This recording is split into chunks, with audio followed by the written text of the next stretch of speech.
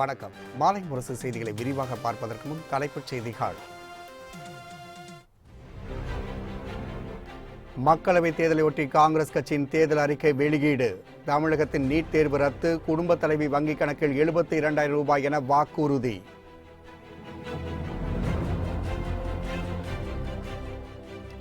கேரள மாநிலம் வயநாடு தொகுதியில் போட்டியிடுவது ஏன் என ராகுல் காந்தி பேட்டி. தென்னிந்திய மக்களுடன் நானும் இருக்கிறேன் என்பதை காட்டவே போட்டி என விளக்கம்.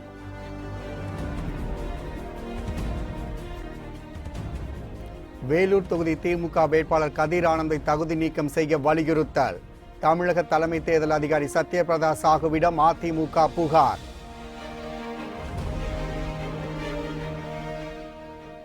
பெண்கள் நலனுக்காக பல்வேறு திட்டங்களை செயல்படுத்தி வருவதாக OPS பேச்சு. 2023ஆம் ஆண்டுக்குள் தமிழகம் குடிசைகள் இல்லா மாநிலமாக மாறும் எனவும் உறுதி.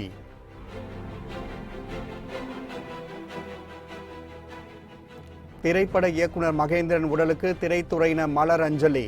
சினிமாவை கடந்து தன் மீது ஆழமான நட்பு கொண்டவர் என ரஜினிகாந்த் புகழாரம்.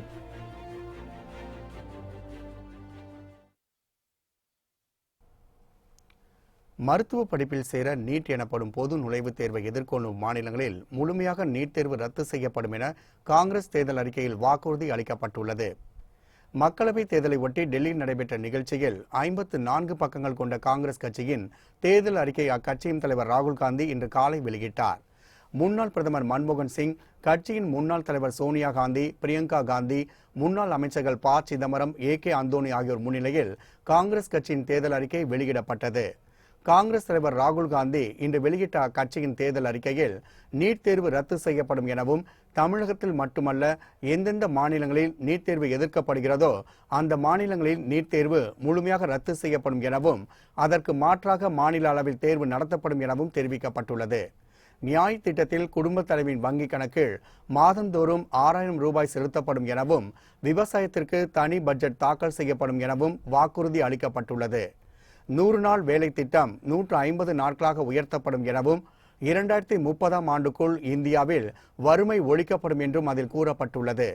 2020ஆம் ஆண்டுக்குள் இந்தியாவில் காலியாக உள்ள 20 லட்சம் பணியிடங்கள் நிரப்பப்படும் எனவும், பள்ளி கல்வி மாநில பட்டியலுக்கு மாற்றப்படும் எனவும், இலங்கையுடனான மீனவர் பிரச்சினைக்கு தீர்வு காணப்படும் உள்ளிட்ட முக்கிய அம்சங்களும் காங்கிரஸ் தேர்தல் அறிக்கையில் இடம்பெற்றுள்ளன.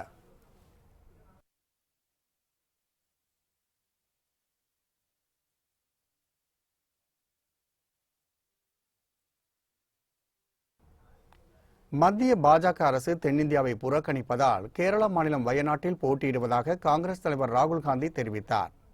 டெல்லியில் காங்கிரஸ் கட்சியின் தேர்தல் அறிக்கை வெளியிட்ட பின் செய்தியாளர்களிடம் பேசிய அவர், மக்களின் கருத்தை கேட்டு தேர்தல் அறிக்கை தயாரித்துள்ளதாகவும், பொய் என்பது காங்கிரஸ் தேர்தல் அறிக்கையில் இல்லை என்றும் தெரிவித்தார். செயல்படுத்தக்கூடிய திட்டங்கள் மட்டுமே தேர்தல் அறிக்கையில் இடம்பெற்றுள்ளதாகவும் ராகுல் காந்தி கூறினார். தென்னிந்தியாவை மத்திய பாஜக அரசு புறக்கணித்து விட்டதாக அம்மாநில மக்கள் நினைப்பதால் தென்னிந்தியாவில் போட்டியிடுவதாக கூறிய ராகுல் காந்தி, தென்னிந்திய மக்களுடன் நான் இருக்கிறேன் என்பதை காட்டவே தென்னிந்தியாவில் போட்டியிடுவதாகவும் தெரிவித்தார். மேலும் காங்கிரஸ் ஆட்சிக்கு வந்தால் ரஃபேல் ஒப்பந்த விவகாரம் தொடர்பான விசாரணை நடத்தப்படும் என்றும் அவர் உறுதிபட தெரிவித்தார்.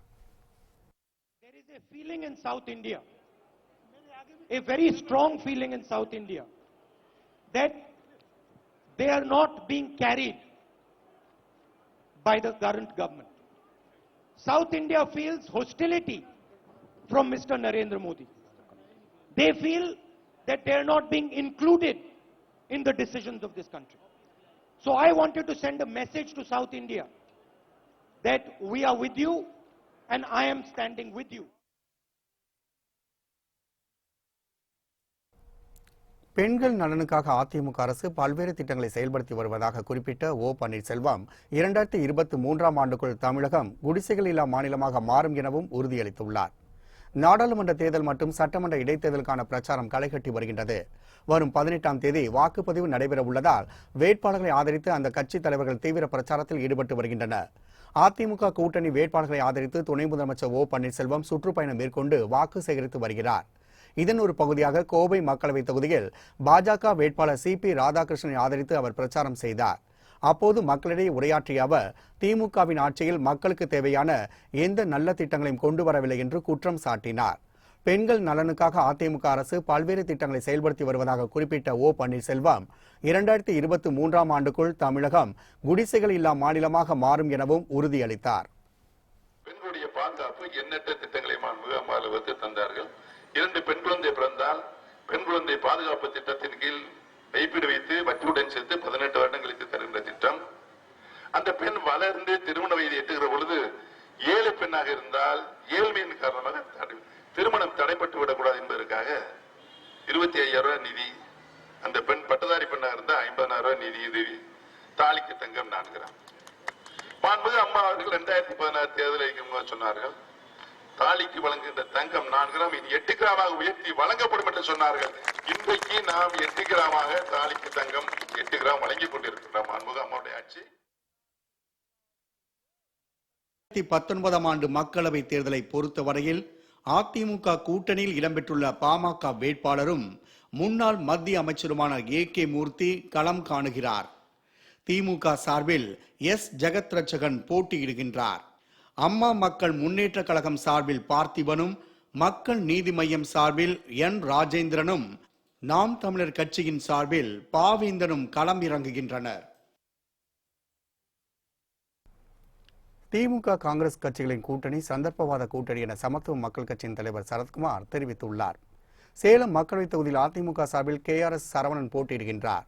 இந்நிலையில் வேட்பாளர் சரவணனை ஆதரித்து அகில இந்திய சமத்துவ மக்கள் கட்சி தலைவர் சரத்குமார் சேலம் மாவட்டம் ரெட்டியூரில் வாக்கு சேகரிப்பில் ஈடுபட்டார். அப்போது பேசிய அவர், இந்திய நாடு வல்லரசு ஆகுவதற்கு காங்கிரஸ் கட்சி தடையாக இருந்ததாக குற்றம் சாட்டினார். தொடர்ந்து பேசிய அவர், திமுக காங்கிரஸ் 2 கட்சிகளும் சந்தர்ப்பவாத கூட்டணி என சரத்குமார் விமர்சனம் செய்தார். எதிர்கட்சி தலைவர் எங்கு சென்றாலும் இந்த கூட்டணியை பற்றி சந்தர்ப்பவாத கூட்டணி என்று சொல்லி வருகிறார்கள். இதை நான் எதற்காக முதலில் பதிவு செய்கிறேன் என்று சொன்னால், இந்த கருத்தை சென்னை முதல் காஞ்சிபுரம் வரை அனைத்து பகுதிகளிலும் இதை பதிவு செய்திருக்கிற காரணம், எது சந்தர்ப்பவாத கூட்டணி என்பதை நாம் புரிந்து கொள்ள வேண்டும். சந்தர்ப்பவாத கூட்டணி என்று சொல்லும் போது காங்கிரஸ் திராவிட முன்னேற்ற கழகம் தான் ஒரு சந்தர்ப்பவாத கூட்டணி, அவருடன் இணைந்திருப்பவர்கள் வேறு. ஆனால் இந்த காங்கிரஸ் ஆட்சி 4 தலைமுறையாக இந்தியாவை வஞ்சித்த ஒரு கட்சி என்பதை நீங்கள் புரிந்து கொள்ள வேண்டும். கோவை சிறுமி பாலியல் வன்கொடுமை வழக்கில் குற்றவாளிகளை கைது செய்ய வலியுறுத்தி வழக்கறிஞர்கள் ஆர்ப்பாட்டத்தில் ஈடுபட்டனர். கோவை மாவட்டம் பன்னிமடை பகுதியில் வீட்டின் முன்பாக விளையாடிக் கொண்டிருந்த சிறுமியை கடத்தி கூட்டு பாலியல் வன்கொடுமை செய்து கொலை செய்த வழக்கில் சந்தோஷ் என்பவரை கைது செய்யப்பட்டுள்ளார். இந்நிலையில் சிறுமி பாலியல் வழக்கில் தொடர்புடைய குற்றவாளிகள் அனைவரையும் கைது செய்ய வலியுறுத்தி வழக்கறிஞர்கள் சங்கம் சார்பாக ஆர்ப்பாட்டம் நடைபெற்றது. கோவை மாவட்ட நீதிமன்றம் முன்பாக நடைபெற்ற ஆர்ப்பாட்டத்தில் ஏராளமானோர் பங்கேற்றனர். அப்படியே விட்டு வைக்க கூடாது. தெரியல எந்த பகுதிக்கு அனுப்பிச்சிருக்கிறாங்க, அங்கேயும் தேர்தல் பார்க்க விடக்கூடாது. ஏன்னா அதையும் கெடுப்பான் போய். அதனால அதை நாங்கள் கண்காணிக்கிறோம். இப்போ இவ்வளவு தூரம் எல்லாருமே நம்ம சேர்ந்து இந்த கூட்டு நடவடிக்கையின் மூலமாகத்தான் இந்த கொடூரமான காட்டுமிராண்டித்தனமான காவல்துறையினும் பங்களிப்பையும் நம்ம தடுக்க முடியும். அதனால தொடர்ந்து இதெல்லாம் நம்ம ஒருங்கிணைந்து செய்ய நம்மளை நம்ம தயாரிச்சுக்குவோம். கட்டாயமாக நம்ம வெற்றி பெறுவோம். இது மாதிரி எங்கேயுமே நடக்கூடாது. வேலூர் தொகுதி திமுக வேட்பாளரை தகுதி நீக்கம் செய்ய கோரி தமிழக தலைமை தேர்தல் அதிகாரியிடம் அதிமுக சார்பில் புகார் மனு அளிக்கப்பட்டுள்ளது. கடந்த 27ஆம் தேதி வேலூரில் திமுக பொருளாளரும் முன்னாள் அமைச்சருமான துரைமுருகனின் வீடு, திமுக சார்பில் வேலூர் மக்களவைத் தொகுதி வேட்பாளராக போட்டியிடும் அவரது மகன் கதிரானந்தன் வீடு, பொறியியல் கல்லூரி மற்றும் பள்ளிக்கூடத்தில் வருமான வரித்துறை அதிகாரிகள் சோதனை நடத்தினர். வீட்டில் சாக்கு மூட்டைகளில், அட்டை பெட்டிகளிலும் புத்தம் புதிய 2000 மற்றும் 500 ரூபாய் நோட்டுகள் கட்டுக்கட்டாக இருந்தது கண்டுபிடிக்கப்பட்டது. பணக்கட்டுகளில் வார்டு எண், வாக்குச்சாவடி பகுதியின் பெயர் ஆகியவை எழுதப்பட்டிருந்தன. வாக்காளர்களுக்கு கொடுப்பதற்காக அவ்வாறு எழுதப்பட்டிருந்ததாக கூறப்படுகின்றது. இந்நிலையில் வேலூர் தொகுதி திமுக வேட்பாளர் கதிரானந்துக்கு எதிராக அதிமுக தேர்தல் அதிகாரியிடம் புகார் மனு தாக்கல் செய்துள்ளது.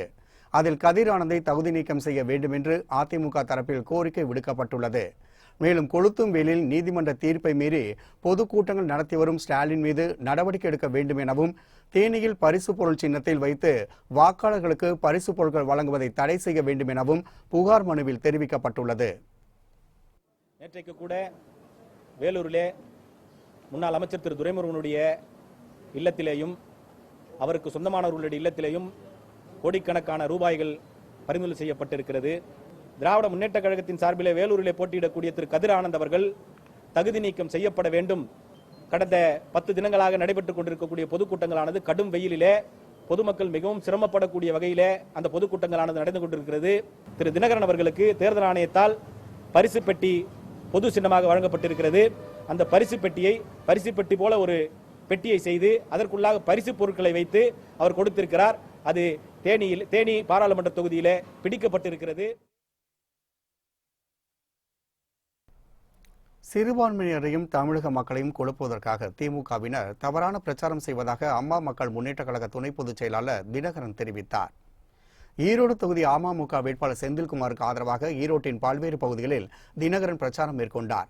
அப்போது பேசிய அவர் 18 தொகுதி இடைத்தேர்தலில் அதிமுக 8 தொகுதியில் வெற்றி பெறவில்லை என்றால் எடப்பாடி தலைமையிலான அரசு கவிழ்ந்துவிடும் என்று கூறினார். மத்திய அரசின் கைக்கூலியாக மாநில அரசு செயல்பட்டு வருவதாக குற்றம் சாட்டிய தினகரன், ஜெயலலிதாவை எதிர்த்தவர்கள் அவருக்கு நினைவு மண்டபம் கட்டக்கூடாது என நீதிமன்றம் சென்றவுடன் எடப்பாடி பழனிசாமி கூட்டணி வைத்துள்ளதாக சாடினார். இதன் மூலம் ஜெயலலிதாவுக்கு எடப்பாடி துரோகம் செய்துள்ளதாக கூறிய தினகரன், இந்த துரோகிகளின் ஆட்சி முடிவுக்கு வர வேண்டும் என்று தெரிவித்தார். அதுபோல மேற்கு மண்டலத்திலே உயர்மின் கோபுரங்கள் அமைக்கிறேன் என்று விவசாயிகளின் நிலங்களை எல்லாம் பால்படுத்துகிறார்கள். கேட்டால் மத்திய அரசாங்கத்தின் திட்டம். ஆமாம், மத்திய அரசாங்கத்திற்கு கைக்கூலிகளாக செயல்பட்டுக் கொண்டிருக்கிறார்கள், ஏஜென்ட்டுகளாக செயல்பட்டுக் கொண்டிருக்கிறார்கள். கழகத்தின் தொண்டர்களுக்கும் அம்மாவின் தொண்டர்களுக்கும் துரோகம் செய்கிறார்கள். தமிழ்நாட்டு மக்களுக்கும் துரோகம் செய்கிறார்கள். அம்மாவின் நினைவிடம் கட்டக்கூடாது, அம்மாவின் நினைவிடத்திலே நினைவு மன்றம் கட்டக்கூடாது என்று நீதிமன்றம் வரை சென்றவர்களோடு அதுபோல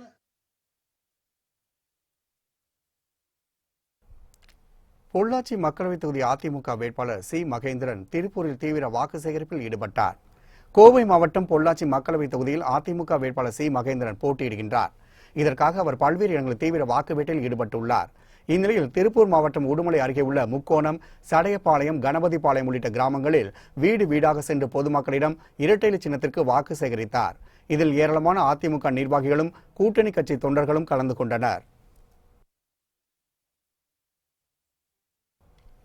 இன்று தமிழகம் வருகை தரும் தலைமை தேர்தல் ஆணையர்கள் உயர்மட்ட அதிகாரிகளுடன் தேர்தல் நிலவரம் குறித்து நாளை ஆலோசனை நடத்த உள்ளனர்.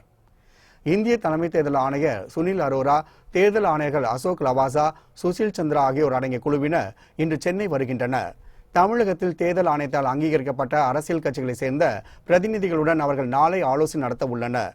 சென்னையில் தனியார் ஹோட்டலில் நடைபெறும் இந்த ஆலோசனை கூட்டத்தை தொடர்ந்து தமிழக அரசின் தலைமை செயலாளர் கிரிஜா வைத்தியநாதன், தலைமை தேர்தல் அதிகாரி சத்யபிரதா சாஹூ, அனைத்து மாவட்ட தேர்தல் அதிகாரிகள், காவல்துறை உயர் அதிகாரிகள் உள்ளிட்ட பல்வேறு அதிகாரிகளுடன் தேர்தல் ஆணையர்கள் ஆலோசனை நடத்த உள்ளனர். அதன்பின் செய்தியாளர்களை சந்தித்து விரிவான விளக்கங்களை தேர்தல் ஆணையர்கள் அளிக்க உள்ளனர்.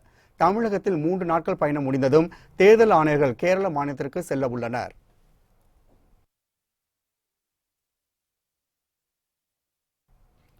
பொது தேர்தலை முன்னிட்டு நாடு முழுவதும் நடைபெற்ற சோதனையில் 1460 கோடி ரூபாய் மதிப்புள்ள பணம், தங்கம், மது, போதைப் பொருட்கள் பறிமுதல் செய்யப்பட்டுள்ளன.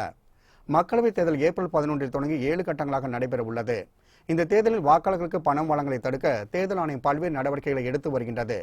தேர்தல் நடத்தை விதிகள் நடைமுறைக்கு வந்ததிலிருந்து நாடு முழுவதும் பறக்கும் படையினர் நடத்திய சோதனையில் கணக்கில் காட்டாத பணம் 340 கோடி ரூபாய், 144 கோடி ரூபாய் மதிப்புள்ள மது பாட்டில்கள் பறிமுதல் செய்யப்பட்டுள்ளன. இதேபோல் 692 கோடி ரூபாய் மதிப்புள்ள போதைப் பொருட்கள், 255 கோடி ரூபாய் மதிப்புள்ள தங்க நகைகள், வாக்காளர்களுக்கு இலவசமாக வழங்க வைத்திருந்த 27 கோடி ரூபாய் மதிப்புள்ள பொருட்கள் பறிமுதல் செய்யப்பட்டுள்ளன. இவற்றின் ஒட்டுமொத்த மதிப்பு 1460 கோடி ரூபாயாகும். பறக்கும் படையினர் பறிமுதல் நடவடிக்கையில் 509 கோடி ரூபாயுடன் குஜராத் மாநிலம் முதலிடம் பிடித்துள்ளது. 208 கோடி ரூபாய் மதிப்புள்ள பணம் மற்றும் பொருட்களை பறிமுதல் செய்து தமிழகம் 2ஆம் இடத்தில் உள்ளது.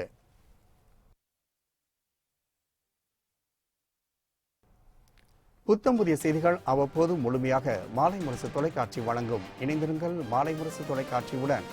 வணக்கம்.